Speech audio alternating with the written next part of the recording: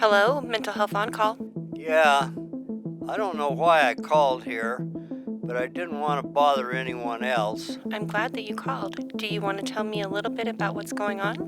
Oh, well, my wife died a couple of weeks ago, and, well, I'm in a wheelchair, and I don't want to bother any of my adult children. You know, my wife did everything for me, and now she isn't here.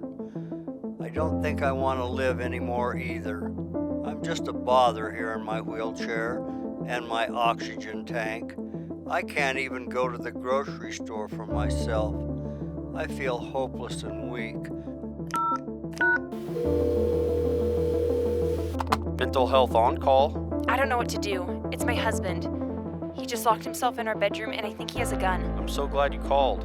Was your husband upset this evening? Can you tell me a little bit about what happened before he locked himself in his room? By the way, while we talk, I'm going to consult with the local law enforcement to see how they can support us in this situation. Is your husband responsive to you when you speak to him through the door?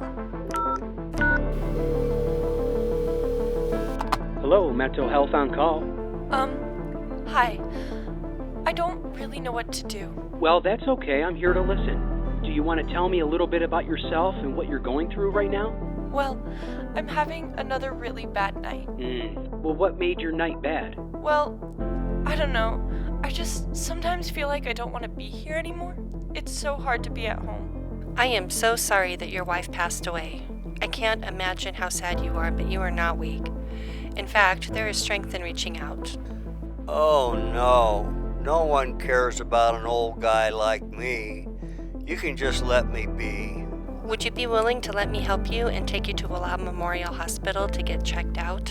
I can also bring you some groceries. Would that be all right? He's really not responding at all, but I can hear him moving around in there. Also, he's been really upset lately.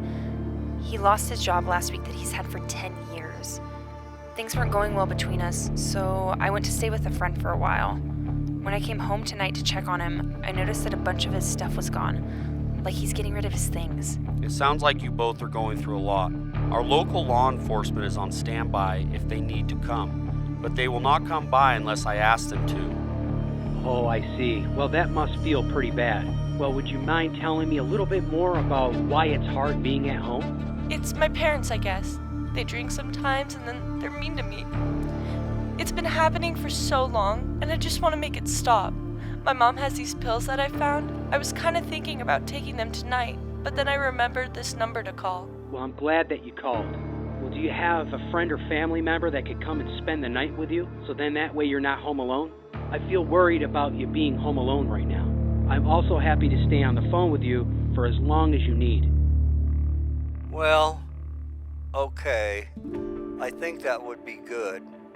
I could really use the help. I didn't know what I was going to do before I called you today. I was feeling pretty hopeless.